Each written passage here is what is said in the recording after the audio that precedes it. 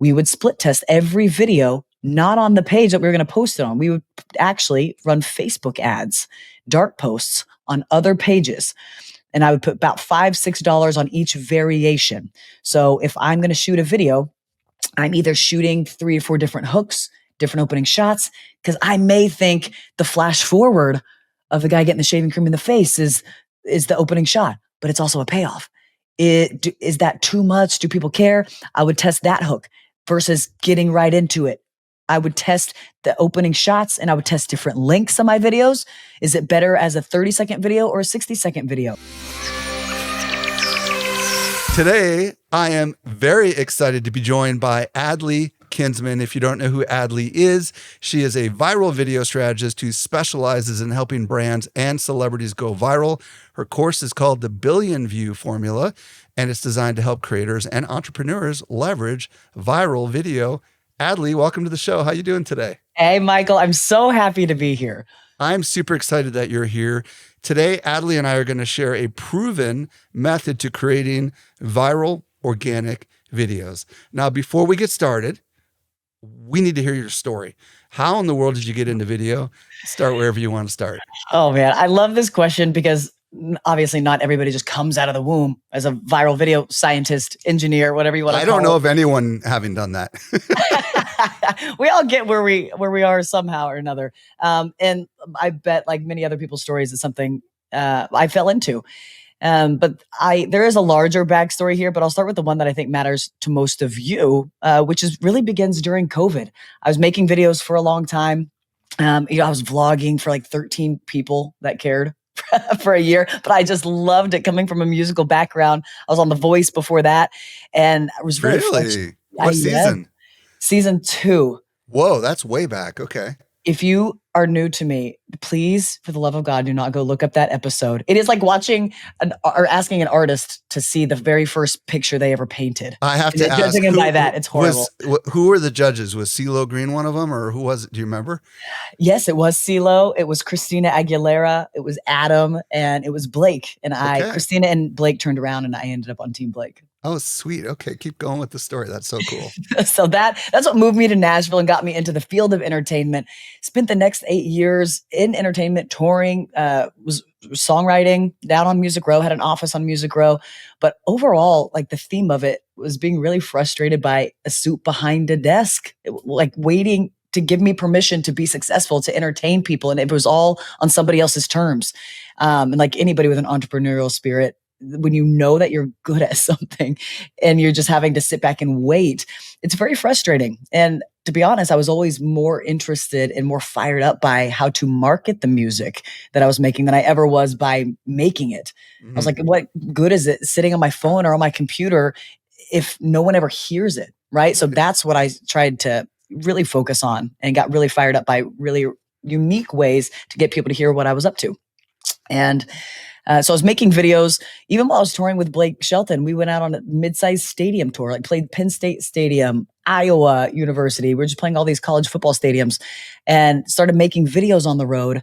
And in a nutshell, this is such a nutshell, but I put chickens in a bathtub one night and did 100,000. I gained 100,000 followers in 24 hours. And it did 19 million views. And that is when the light bulb went off for me of, wow, this is how I can get in front of millions of people with my authentic story and a point of relatability. And then I can just turn on a camera and I can actually get paid for it and I can entertain on my own terms. Holy crap. And that was really the light bulb for me that got me into making videos. And then I started, just trying to do it over and over again and learned this different side of storytelling. And maybe the musical songwriting background helped. I'm sure that it did, but this felt like storytelling with no parameters and no rules. And I could reiterate and continue to test new messaging. I mean, I could do 18 videos a day, right? And I taught myself editing and all these different things. But I was averaging around 2018, 2019, we were averaging about 20 million views a week, which wow. I was blown away by. It was 5 years of like nobody watching, nobody caring, but me just loving it and saying, give me enough time and I will crack this code. I don't know when, I don't know God's timing, but I love it enough and I have a passion enough for it that I'm going to figure it out. And then it was probably about the 5-year mark around when COVID hit. And, everybody was just at home sitting on their phones. And we went from averaging 20 million views a week to over 200 million views a week. It was over a billion views a month. And we've sustained a billion views a month in organic content of all different niches, all different styles since 2020, going on 5 years now. Wow. Okay. So bring us up to what you're doing now. Like, wonderful story. So now what are you doing with all these things that you've learned? So now, never meant to start a company, but it's happened to us. And I've had to learn so many new skill sets. But we have a company called Viralish. And there's really 3 different divisions of Viralish. OG Viralish is, if you're watching on video, what you can see behind me, we have about 7 gold plaques from YouTube, which is channels that have over 1 million subscribers. We have about 37 million owned subscribers that we built from the ground up, cross-platform. We syndicate to about 75 to 100 million plus followers every single day. And that's how we're continuing to create and distribute over 1 billion organic views a month. So that's kind of OG, is creation and distribution, creator management. And then, how do I scale this? I can't just wake up and make 18 videos a day anymore. What if I get sick? What if I want to take a vacation? And so we started training more creators how to do this once it became so formulaic for us. And I'm really excited to break this down for you guys, because we use the same formula no matter what video we are creating. I don't care if it's an ad for Land Rover, video for Charmin, if we're staging a Karen on an airplane, crazy things caught on Ring camera, or I'm just pranking my husband. The same formula works for all of them. So once we established that, I wanted to train more people how to do this, because once you change your own life, it really is natural human behavior to want to turn around and show everybody else how to do this, because it's not fun to win alone. So we taught all of our friends and family how to do it. Everybody makes videos full time still to this day, which feels really great. But we started making these videos, started educating people. And then, as I'm sure you understand, it gets very tiring training one-on-one or one-on-3. I did that for a couple of years, and I didn't want to put it all into a course like everybody was telling me to, because I was really afraid, Michael, of becoming like this guru who just sells information, even though we were so credentialed in it. But I didn't want to be seen that way. But I got tired enough, and enough people got in my ear. They're like, Adley, just teach it one time, package it up. And now you can scale it you could be a Viralish creator anywhere, right? You can have Viralish creators all over the world. And so that was attractive enough. And I was tired enough to where I was like, all right, I'm going to do it. So we packaged this into a remote training program for creators. Well, when we started running ads, it attracted 95% business owners. So I'm like, oh crap. Like, this is a totally different avatar than who I made it for. But all these, boring businesses or even big businesses, they need to know how to storytell on social media too. So we've continued to adapt it. We have our billion view course. We have our training program, a recurring program. We have my mastermind. And then we have all these brands coming to us. Some I mentioned earlier, First Form, which I'm drinking right now, being one of them. And we'll guarantee, for example, First Form, 10 million views a month minimum, baseline. I mean, viral's viral, right? So, but at least 10 million views a month, integrating largely their energy drinks into viral content and viral communities at scale. So that's our done for you. We only take on about 8 of those clients a year, because we're still a very small, lean team. But that's a good example of Viralish in our flywheel for attention solutions for brands and creators. All right. This is amazing. And I am super excited that you got a chance to share that amazing story. Now, I want to ask an important question. Why should marketers, because most people listening to the show, we've got entrepreneurs and creators, but most of them identify as marketers. Why should they be creating organic viral videos? Because maybe that's not their ideal target audience, right? So talk to me a little bit about why that's so important. 100%. Well, let me just ask you this. If I offered you one free billboard with your brand or your face on it in Nashville, or I offered you 100 free billboards in Nashville, which one are you going to choose? Which brand is going to get the most awareness, visibility, and leads? The 100. The 100 billboards, right? And so if you are going to make content anyways, what we teach people is, listen, try these tips. They are tried and true and tested. We have produced thousands and thousands and thousands of viral videos. We use the same formula for all of them. I'm not saying the tips I'm going to show you today are going to make every video instantly go viral, but I am telling you it will significantly increase your batting average. And it's not just about creating viral videos. It's about creating more compelling content. awareness, if we can get more awareness for a brand, more awareness and attention equals leads, equals sales. And so the more organic content you can make and the better you can make it, you're going to be able to test your messaging and you're going to iterate at scale and with speed in front of thousands and thousands and thousands of people. So we just help you at our core become better storytellers. Well, and I also think there's another angle here that a lot of people don't consider, which is brand awareness, right? So maybe your video goes viral and your sister or your mother or your daughter sees the video, right? But they might know somebody who might want that product, right? And that is kind of like, hey, I remember so-and-so telling me about this thing, right? And then all of a sudden, there's a basic marketing principle that most everybody understands. People buy products from those whom they know. First, it's whom they know, right? And then they like, and then they trust. So if they know or someone knows of that brand because it was somehow in a video that went viral, it's going to radically increase the likelihood they're going to want to do business with them. Would you agree? That's so well said. Absolutely. And a lot of people I'm a little bit controversial in my stance that everybody's saying you need to call out your avatar in the first 7 seconds, like speak directly to your very, very niche audience. And I really swing the other way. There is a place for middle and bottom of the funnel content where you are just niched down right away. Sure. But I'm going to say, 60% plus of your content or more should be top of funnel content, because I'm not a mom. I don't have kids yet. But when mom content goes really, really wide, top of funnel, and makes a widely relatable piece of content, it ends up in my algorithm.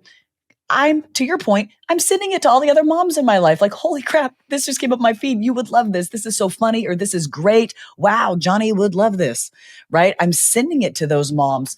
And algorithmically, what that does for you, even if you're it gets served to somebody who's not your core audience, shares are so heavily weighted right now in the distribution of the algorithm. Shares and helping, and especially the ones that come from hitting explore, it's going to help you find more lookalike audiences. So really what we help people do is get really great at their top of funnel awareness content, because I don't need to tell you this, and I probably don't even need to tell the other marketers that are listening to this. You already know that we are in the greatest wave of free advertising that the world has ever seen. So if you're going to make 30 pieces of content a month, or if you're going to make 3, use these tips we're going to get into today to help 10x your reach out of the gate. I don't even care if you use 3 of the probably 15 we're going to talk about, right? If you get the other half of them, this is going to be head knowledge today. The other side of that is execution. But if you get your reps in and start executing on some of these, there's no way you're not going to see a difference. I haven't seen it yet. I love it. I love it. I love it. I love it. Okay. So you've got a really cool process, and let's just kind of start with the first step. Where do we begin? Okay. So what our billion view formula is essentially is 6 simple steps that when combined are going to drastically increase your batting average for quote unquote going viral. Now, viral is a word that is very subjective, right? I had asked the kid the other day. He told me he went viral. He was so pumped using one of our tips. And I said, that's so cool. What is, just out of curiosity, what is viral to you? What's the video at? And he said 40,000 views. And he was used to averaging 300 to 400 views, or maybe a couple thousand. 40,000 views to him was viral. That he had never seen that before. Such an outlier, right? And viral to us is anything maybe over 5 million. So it is a relative thing, I think, to everybody. So just keep that in mind. But it is 6 simple steps. So we'll go through each of them. The first one being, obviously, you guys could fill in the blanks. It's the hook, right? And why does everybody talk about the hook? It's because if you don't get it right, literally nothing else that we talk about today is going to matter. Nothing. And I could teach you this anchoring tactic. I could teach you these things to do to increase your engagement and raise the stakes, which I will. But this girl to me, she came up the other day and she goes, I tried your anchoring technique in suspense, and you know what? It didn't work because the video tanked. And I said, okay, show me your retention line. She pulls it up. I'm like, well, yeah, Becky, of course, no, it didn't work. You lost 75% of people in your first 4 seconds. No one even saw it. No one even made it that far, right? So it is the hook. And so what our number one thing that we want you guys to do, if you get nothing else from this call, I want your goal today to be to get 90% retention on your first 6 seconds in your hook. That is what we're aiming for. And that does come directly from our TikTok rep, but we've tested it and it runs parallel to every major algorithm. If you can get 90% retention on your first 6 seconds, you're going to be well in top 1% of all content being offered up and distributed across the algorithm. It is very hard to do. So a lot of people like, oh yeah, okay, cool. Sounds easy. We don't have thousands of viral videos under our belt, right? So what we teach people to do in order to do that is something that we'll call the combo method. There's a lot of ways to be really sticky in a hook and try to get that 90% retention on the first 6 seconds. But let's break down what the combo method is. Really, when you're trying to get 90% retention on the first 6 seconds, yes, that is very difficult, but it's like my mom taught me in high school, right? We're going to set the bar so high, Adley, so that when you fall, when you make a mistake and you don't get it perfectly right, you're only going to fall here, not all the way back down. So if you get 82% retention on your first 6 seconds, you're still doing pretty great. Okay. But we're going to aim for 90. So before you ever make a video, say, how am I going to get every freaking person who scrolls across this video to stop and hook them in, right? Every hook has to have 2 things. These are non-negotiables. Write these down if you're taking notes. It has to have an emotion. It has to elicit an emotional response from the viewer. Has to. And it has to have a curiosity gap. You're going to create an itch that you're not going to scratch until the last few seconds of your video. So has to create an emotion, has to have a curiosity gap. And the easiest way that we've found to do that is through something that we've coined the combo method, which essentially is combining 2 things that don't normally go together. Right. I'm an entertainer first, not an educator. And I just am an entertainer who so happens to have a deep, deep passion for relaying the knowledge of how we entertain successfully. But for me, if you're looking at my Instagram, I'm taking a rack of ribs and I'm putting it on the engine of a car in the opening shot. Okay. So that is 2 things that don't normally belong together. They do elicit a curiosity gap of what the hell is she doing? And they do spark an emotion like, you shouldn't be doing that. What are you doing? Like it's a shock value thing for me, right? Shock value is a really strong way to go.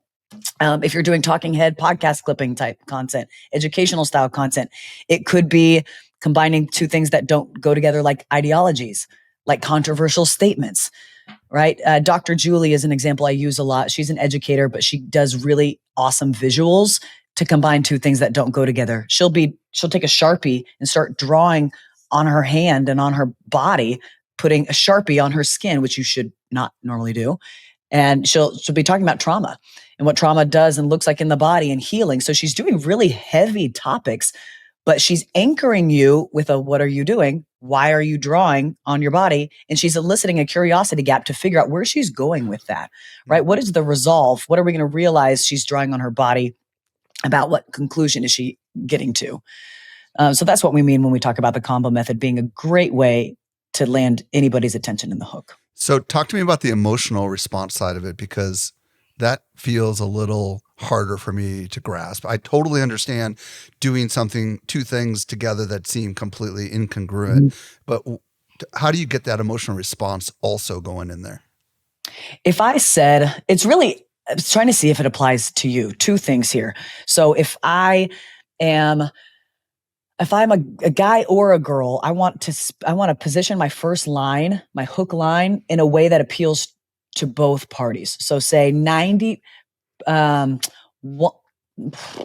making something up on the spot, trying to make it. Well, you can just give an example of something you've done, or anyone else has done to kind of help explain the emotional side of it, Sure. Maybe I say something. Politics work really well. Say a controversial thing about Taylor Swift, something that's widely appealing that is going to get a no, it doesn't, or yeah, preach on, like something that people can agree with or disagree with or have some type of feeling about. Yeah. Right? Or get angry about, right? Anger, fear. Those are really big emotions. A great example would be like Bitcoin. Okay. Right. You've got people that absolutely love Bitcoin, and you've got people that absolutely hate it and think it's a complete scam, right? Like, why you're a financial advisor. I don't know. You could get creative with that, right? Like the financial traditional people are going to say that's a scam, and then you've got the next generation that's going to be like, no, this is like the biggest thing ever. I would imagine something like that. I don't know. Yeah. So if you say a controversial statement about Bitcoin, you're going to get Bitcoin advocates being like, yeah, either on your side or against your side. But either way, whichever group people are in, and they're really kind of in one group or the other, they're going to be curious enough, if you do this sentence right, to stick around to see if you're proving their point or if you're teaching them something new or they disagree with you. Because the second part of this is, when it comes to eliciting an emotion, I need to define what emotion I'm wanting the viewer to have. Am I wanting them to think they're going to learn something? That's a big one, especially for marketers and educators. Do they think they're going to learn something? Or am I trying to make them laugh? Like when people come to my page, my entertainer content, they usually will click in, or they'll usually watch because they know it's going to make them laugh. It's going to bring them levity. So is the goal to entertain? Is that what you want to make them feel, entertained? Or do you want them to feel afraid? Do you want to scare them about some medical protocol so that they're like, oh no, I got to keep watching to see what could happen? Do we want them to feel afraid so that they trust you as a thought leader? What do you want them to feel? And then once you identify what that emotion is, do not let off of it. Don't switch emotions. If you're doing recipe content, right? The typical thing is, I feel like I'm going to learn something from this recipe and I'm going to want to know if it tastes good at the end. If I want to see what it looks like. Recipes follow the formula very well, because here's a promise that I'm making, and you're not going to see the results until the very end. Pranks are set up foundationally the same way. Here's the shaving cream going into the hand, and you know that I'm about to tickle this guy's nose with a feather. You can understand what's happening in the first 3 seconds. It's not going to pay off till the very end, where the prank happens. So some of these formats are just organically follow the formula, and then we teach people how to make them very strong, and how their beats throughout the video are going to be very strong. Got it. That's what we mean when we talk about eliciting an emotion. Okay, so where we're at so far is step 1 is the hook, the most important part. If you do not get 90% as your goal in the first 6 seconds of the video, the likelihood that video is going to perform is pretty much not there, right? And you teach this method called the combo method, which is a combination of creating a curiosity gap, things that don't normally go together, and ideally elicit some sort of a response, right? And that response, what I'm hearing you say, could be 2 different sides of a coin. If you have like 2 different kind of viewpoints, like serial comma, no serial comma for my writing community out there, or whatever, right? Or I don't know, organic versus GMO food. You know what I mean? Like you could pick something. You know what I mean? Yes. And or any other kind of like curiosity gap. And then ideally, if there's some emotional angle to it, that's going to get them to the point where they're going to stick around. Why does that work, by the way? Is it because there's an element of story that you're baking in here as we're starting off in the first 6 seconds? Absolutely. Definitely story, and just typical human psychology. Like if I tickle you, Michael, or I make an itch on you, all you're going to be thinking about is scratching that itch. Yeah. So when we were creating for Facebook, we're the most viewed female producer in Facebook and Snapchat history. And I owe probably all of you an apology watching this, because if you've ever watched a video that wasted 3 minutes of your life and it hooked you, you were scrolling and you're like, this is so stupid, but I cannot stop watching. There is a 99% chance that came from me, somebody I coached, or one of my peers. I'm not even blinking when I say that, I'm so sure. And so made Facebook change their algorithm so consistently because we would hijack it. We were studying so much data that we wanted to see how far we could push this. And the marketer in me was so fascinated by how we could get people to watch crap they hated. And they would do it over and over and over again. And it really taught me that there is a massive difference between what people say they want to watch versus what they will actually pay attention to. There's a giant gap. And so when people were consistently watching horrible content, like we were not proud of this. It was a wonderful experiment for 2 years as a marketer, so I could come back and share it with all of you of how to create insanely compelling content that people cannot look away from. And so if you create an itch in people, like just a big enough, shocking enough, angering enough curiosity gap of some type of story, you can make it, you're going to hold their attention. They psychologically have to see, what the heck is happening here? What is this going to turn into? Where is she going? Like, what's going to happen? And it can be the dumbest video on the internet. And most of the time they were. But if it's story told good enough, you can make a video watching paint dry. So, okay, what's the next part of your process? So after the hook, we go into suspense. And suspense, I really believe, is the separator. Suspense is the difference between good creators and the best creators in the world. And with suspense, if you can hold somebody for 6 seconds, we would have an active practice at Viralish where we would have a 6-second video. Like, this video should be no longer than 6 seconds. We would turn it into an 18-minute long video with 60% retention. That's stupid. Like this, and our craft and our separator was, we can take a 6-second punchline and we can storytell it so well and keep rehooking you every 15, 20 seconds to where you're just not looking away. And we'll hold you for as long as we need to. And the longer we held you on apps like Facebook and Snapchat, the more money we made. So we would hold you, we would do anything to just hold you for more and more seconds. So how do we do that? How do we do that? With suspense, I call it the Missy Elliott method. Because in the great words of Missy Elliott, we're going to put the thing down, we're going to flip it, and we're going to reverse it. We're going to teach content design totally backwards than what most marketers would. Most marketers would say, I'm going to make a video that is about how to save 50% on taxes, or I'm going to make a video showing my amazing 3-ingredient brownie recipe. Well, what they're describing is the payoff. They're describing the end of the video, because even on great videos, most people are not going to make it to the end. You may have 20% of people still there at the end of the video. So they're never going to see that tax strategy. They're never going to see that amazing brownie recipe. So what we do at Viralish is, if you're going to pitch a video idea, you're going to completely reverse it. You're going to describe to me your opening shot. So what is the opening shot? And if Michael, you told me you were going to make a video, and I said, what's the opening? And you said, oh, I am going to crack an egg into a bowl because you make brownies. I would say, okay, what's the location? You'd say, in my kitchen. And I would say, no, boring. There's nothing novel. I feel nothing. There's no curiosity gap. I've seen an egg being cracked into a bowl. How about on a campground in the middle of nowhere, like in the forest or something like that? In a location, well, we're going to get there, but location is a beautiful, beautiful tool, and the easiest way to raise the stakes. But if you re-describe this opening shot and you said, I'm in the aisle at Target and okay. I take eggs right out of the fridge and I crack it into a jar of Quaker Oats. Right there in the middle of Target? Right there in the middle of Target. Oh, okay. I'm interested. What's your next beat?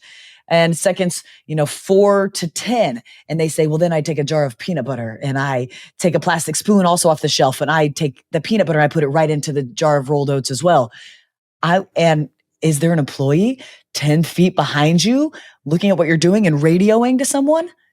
Yes. What an anchor. Now I know security's coming, right? So now you're hooked because we flash forward to what is going to happen. We foreshadowed. So then you're going to keep doing all of this and looking really suspicious. And you're going to describe your video to me, mimicking the viewer's experience. You're going to take me frame by frame, beat by beat through your video, starting at the top, because that's the way your viewer is going to receive it. So don't tell me what the punchline of the joke is. Don't tell me what the punchline of the prank is or the actual strategy.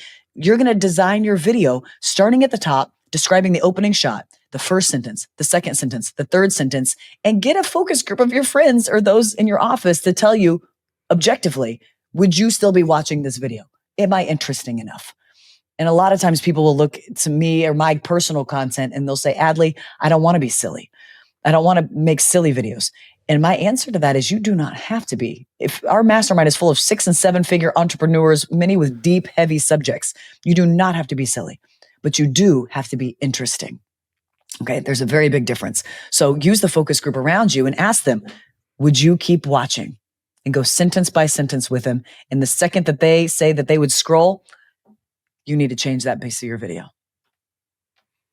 Okay, so this is really fascinating to me. So if I reverse engineer what I'm hearing you say, the suspense is, it's kind of hard for me to articulate this, but the suspense is that you're doing something, again, as we talked about, in an unusual setting, right? Which is part of that hook, right? This is like, these two things don't go together, right? Someone cooking in the aisle at Target doesn't make a lot of sense, right? That's going to grab them in, right? Mm-hmm. But the suspense side of it is the stuff that happens along the way, like the guy with the radio who's calling security, the grandma that's walking by yelling at you saying you can't do that here or whatever, that kind of stuff, right? Mhm. That's the kind of stuff that creates the suspense so that you want to know what the heck's going to happen next. Is that the idea? Right. Because you're not going to know to the end of that video, he's making no bake cookies in Uh-huh. the aisle, but it's getting a wide enough audience. We did this with a pie where no one should watch me cook. It's boring and horrible, and the outcome's rarely But great. they're not going to be able to turn away, obviously, if you've done a video on this, right? Yeah, but 14 plus million views on somebody watching me make a pie just because I made it more interesting. It was more interesting to watch. And then we had tons of click throughs to the website to actually get the recipe that no one would have ever cared about my recipe before that. Right. But when you can get that much attention, you are going to find your audience, especially if it's still somewhat in your niche, like cooking. So the key to creating suspense is what? Like, give us a couple tips. It's always going to come back and hinge on emotion and not satisfying that curiosity gap. If people can figure out the ending or your beats throughout, suspense is just the middle of your video. It's what beats are you crafting that are continuing to point to that payoff that you inspired, you created the itch and the hook. Now, how are you continuing to storytell and sustain the suspense before you're going to pay it off in the last 3 seconds? Because remember, that is the golden rule. Your first 3 seconds must create an itch that you do not pay off until the very end of your video. So your suspense is holding that attention, continuing to raise the stakes and make them care about the outcome even more. So if you're making vegan content and you're going to do a scare tactic about red meat with a really strong polarizing hook up top, and then the second sentence says something like, and 90% of you are eating it every single night, don't tell them that the carcinogen is steak or whatever. Like, don't tell them what the answer is. You created a really big curiosity gap up top. Okay. And then you're going to say, dig the knife in on that second sentence that applies to everybody. And you're like, and 9 out of 10 of you are doing this every single day. Now, don't say it's steak or don't say whatever the payoff of the information is. Now you're in your third sentence through the rest of the video, you're going to keep doubling down on why this is so important. Some big stat. Why are you credible? Why should people listen to you? And continue to build the stakes of why people care throughout it. And you're just building the anxiety more and more for them to hear what is the thing that I should not be doing that I'm already doing. And then give it to them whenever you're ready to end the video, whether it's in 30 seconds or 30 minutes. Perfect. Okay. So far we know we got a hook and we got suspense. What's next? And suspense, the easiest way to think about doing great suspense is by designing your video in reverse, beat by beat, line by line. Are you still interested? Have you given the payoff? Are your stakes high enough? And we'll get to stakes in a minute because they're a very important piece. But the third part of this 6-step formula is the payoff. And this is just the end of your video, guys. This is where you satisfy that curiosity gap. And this is where you decide what you want the audience to feel about you. This is where the audience makes the decision of if they're going to follow you, if they're going to unfollow you, if they're going to drop a comment, if they're going to share it with a friend who could really use this information right now. And this is where this is the DTR, the defining the relationship. So you get to decide if you want this to be a satisfying payoff or an unsatisfying payoff to further elicit emotion. Are you leading them into a part 2? Do you ask them to engage in the comments? So the payoff. Can you define what you mean by payoff, just so my audience understands what you mean by that?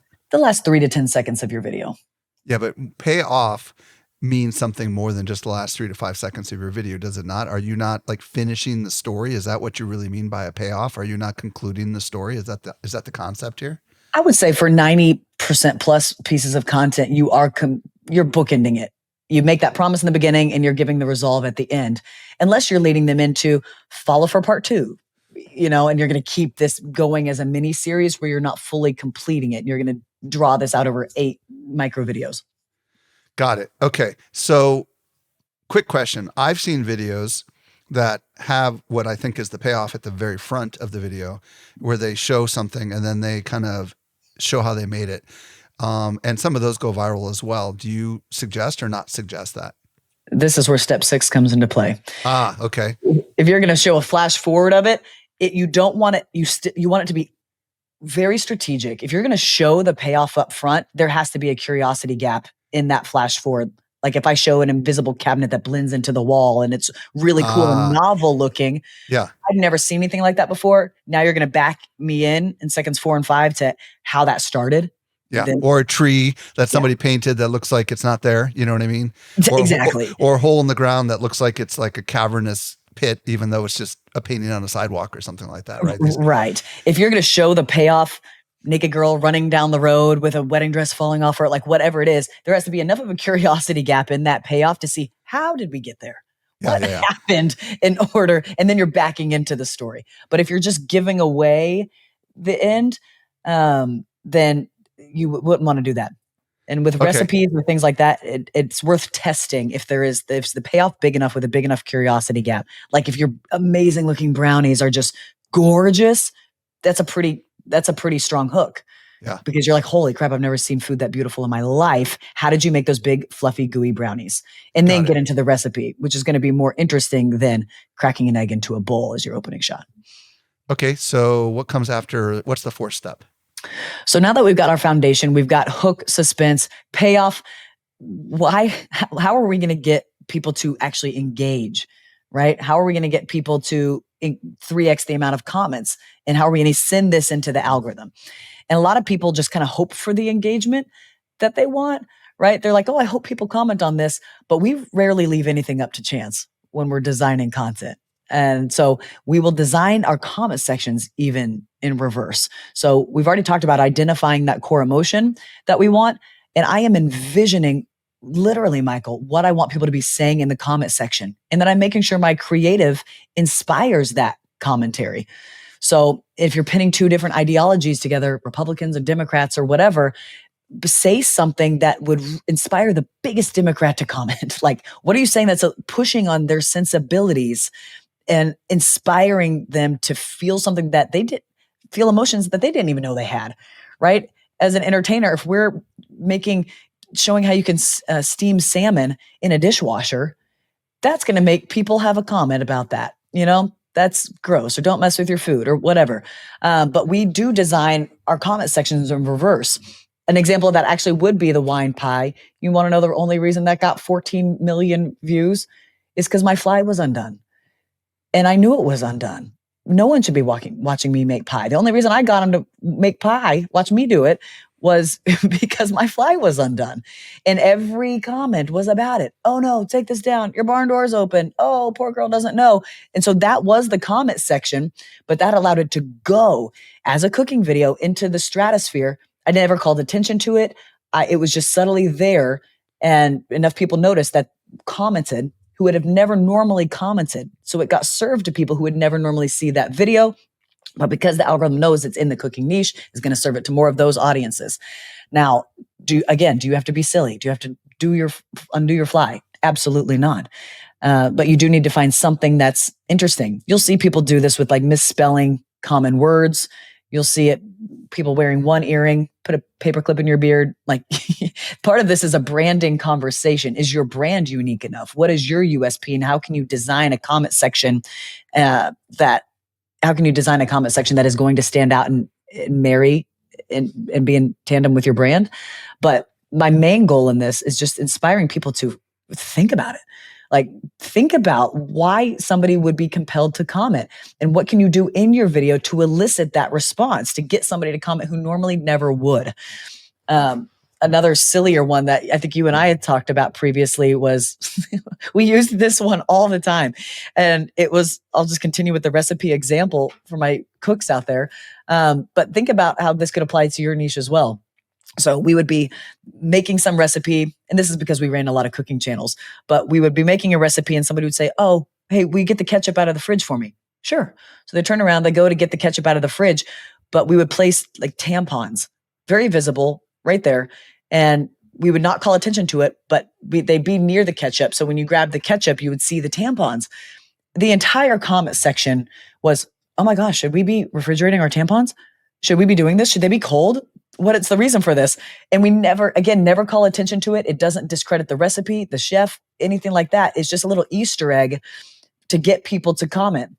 And so it would send it. And then you always have some smart butt in the comments being like, of course you should refrigerate your tampons. And they would just make stuff up to be a know-it-all, the internet. But it would start this whole thread. And so those are just little things that we would do depending on the video and the content. Just thinking before we ever shoot the video, what are we going to do in this video to inspire people to comment? And guys, even just by thinking about it a little bit more, you're going to come up with something that's going to 3x your comment section. We just see it all the time just by putting a little bit of thought into it. So what I'm hearing you say is the idea of, at least with these examples you're giving, to get people to leave a comment is to hide something that seems a little out of place into the video. Is that the main way to get engagement, or are there other less controversial ways that you can also get engagement? Sure. Yeah. Easter eggs are one of them. Relatability is the biggest. Like if you can say something that makes somebody else feel heard, like say you're doing mom blog content. I don't know if any other moms do this, but I found my kid doing the weirdest thing this morning when he woke up, and then start to tell the story, hook them, wonder if anybody else's kid do this. And please let me know in the comments if what I should do, what I may have missed, what your best tip for this is. Think of just bring them into the conversation so they feel like they're a part of something. Okay, cool. So what is your next step? So after engagement, the fifth thing would be raising the stakes. And stakes, you guys, again, stakes determine why people care, right? If I'm Liam Neeson and I'm in the movie Taken, do I, as a viewer of that movie, am I going to keep watching if his daughter just got her stuffed animal stolen? No, I'm going to watch because she was sex trafficked to the other side of the world. And he had 3 days to get her, or she was going to be sold off forever. And he had to kill 147 people on the way to do it, right? The stakes were very, very high. That is why we care, right? And side note, he's not going to find her until the very end of the movie, right? There's no payoff in the middle. In the beginning, it happens. And we know that it's not going to happen in the middle of a movie. If he rescued her in the middle of the movie, we'd all quit watching, right? So that's why your payoff's at the end. This is age-old story selling. Right? We're not making anything new up here. We're just adapting it for social. So we're gonna raise the stakes. If I'm watching somebody propose, it's cute if they just do it in their living room. Like, what a nice little video. But if this guy, I see he's about to propose at Dodger Stadium in front of thousands and thousands of people and face public humiliation, I care a little bit more, right? And so stakes just determine why people are going to watch, especially if you're in a niche that they normally wouldn't. So there's 4 main ways that we raise the stakes. Okay. One is location. The other one is props, location, props, wardrobe, and casting. Location, as we mentioned earlier, is probably the easiest way to raise the stakes. If you're going to make a quick, easy recipe, do you have to do it in the aisle at Target? No. But should you get out of your kitchen and do it in the car? Doing it in the car, making this ingredient, putting all these ingredients together in the car shows me what? That it's quick, that it's easy, that it's approachable and anybody can do it, that you can do it in 15 minutes on your lunch break, right? It gives me a reason to care and see myself in that story. So changing your location, easiest way to rope people in. Yeah, I was thinking while you were speaking, that egg example with the cracking of the eggs and making of if you were at the zoo, like in the monkey cage, and the monkeys were all like around you watching you trying to steal your eggs. I mean, that would really raise the stakes, wouldn't it? Yeah, sure. If you guys can pull that off, call me. I've got a job for you. What about props and wardrobe and casting? Talk to us a little bit about that. Like, what does that really mean? Sure. So we did a deal for a car company where we're getting to give away a car. And we gave it away during COVID to a first responder, not for any other, for many reasons, but first responders, our hearts were bleeding for all of them. Right. So yes, if we gave it to a rich person, do we care as much? No, they don't need a car. First responders who are having trouble getting to their jobs and maybe their car just broke down matters. How did we dictate that this person was a first responder? She was in scrubs and we made sure she wore her scrubs. Right? That's wardrobe and casting. We chose a first responder and we put her in scrubs. If I'm going to give $100 to do a man on the street video and I'm going to give $100 MD motivator style to somebody, do we care if I give Grant Cardone $100? No, he doesn't need $100, but the homeless guy does. And if you guys have ever used kids in your videos, you know they probably do way better. People love kids. It's a point of relatability. Kids say crazy things. So we may care about it coming from a kid doing cold calls more so than you doing cold calls. Teach your kid to do it. That's so fun. It's relatable. It's inspiring. It's aspirational. Old people. Old people do great at videos too. We care about them. We love them. They're precious and adorable, right? And they're not putting anything on. So if we did a staged prank with two knuckleheads, it's going to get a decent amount of views. But if I do that same prank with a couple in their 70s and he's doing it to her, adorable, not cringe at all, because the casting, you do the same bit but with a different cast, and it's just going to hit differently. So casting, and it's another props. way. What about props? To raise the stakes. Props. For those of you not on video, I say I have a water bottle here, and I have a pencil or something. And then I'm going to balance a quarter on top of it. And I'm going to say, hey, you guys, I have this magic trick where I've got a quarter and it's balancing on this marker, not going to fall into the water. Do we care? If the quarter gets wet, no, we don't care. If I swap the quarter for my wedding ring and I swap this bottle of water for a vat of acid, wow, that could ruin a very expensive wedding ring. I care now. Same exact bit, different props. The props raise the stakes. Got it. And then we already kind of hinted at the sixth step, which is the split test. Tell us, what do we need to know about that? Like any tips on what to test? Totally. Some of you may already be doing this, and I'm not a media buyer, but we pretended to be for the last 4 years. And you guys, split testing really was the linchpin to our success. It was the only way we kept up the amount of volume, kept our pages so healthy for so long, was because we were only posting bangers on. And how do we know that we were only going to post bangers? We would split test every video, not on the page that we were going to post it on. We would actually run Facebook ads, dark posts on other pages. And I would put about $5, $6 on each variation. So if I'm going to shoot a video, I'm either shooting 3 or 4 different hooks, different opening shots, because I may think the flash forward of the guy getting the shaving cream in the face is the opening shot, but it's also a payoff. Is that too much? Do people care? I would test that hook versus getting right into it. I would test the opening shots and I would test different lengths on my videos. Is it better as a 30-second video or a 60-second video? What's my watch time? What's my completion percentage? And so I would test different variations of the edits and also different variations of the caption. Captions pre-frame the audience. I would test variations on the thumbnail. Whatever these variations were, I would put $5 to $6 on each one. And if I send that to a random group of 1,000 people in the United States, no other targeting, within about 24 hours, I'm getting kicked back data sets.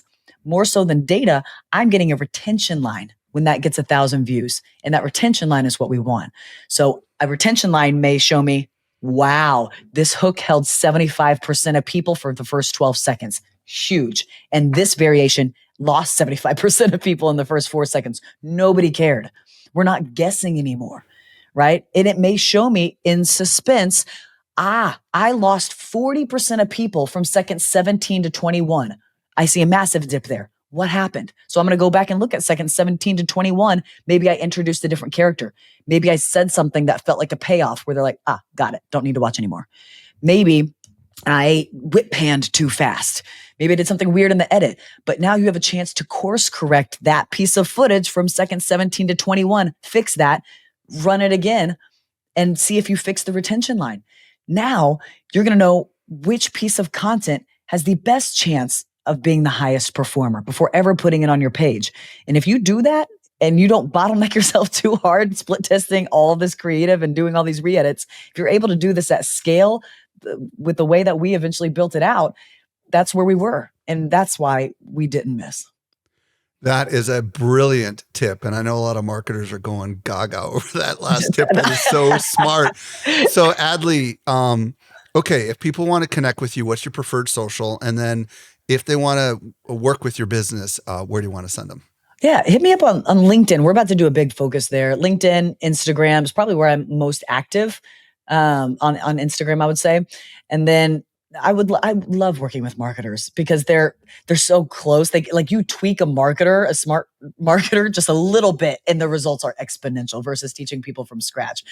So would love to hear from you guys. If you don't hit me up on Instagram, if you're interested in if you're a 6 to 8 figure entrepreneur and you want me to coach your team, you're too busy. You're running your business. You're not going to come to my framework coachings every week, but your team should. So we have a lot of big entrepreneurs that like Dan Martell's not going to sit in my weekly coaching, but Sam, his social media guy is, and then he's going to take the tactics back. So we'll drop the links down below, but you can go to goviralish.com/M as in Matt, apply, mastermind, apply, apply. And we would love to see if you're a fit for the mastermind. That's a really, really fun community. And then go, if you just want to take the formula and you want to have this material and you want our coaches to actually review your videos every week with my coaches, the same people that are on Viralish team. Every Viralish coach has at least 3 years working with me and at least 2 billion views under their belt. That's a lower ticket item. It's goviralish.com/BVFP. And we'll drop both of those links down below for you. Adley Kinsman, thank you so much for sharing your insights with us today. Anytime, Michael. I'm your biggest fan. So this is such a pleasure.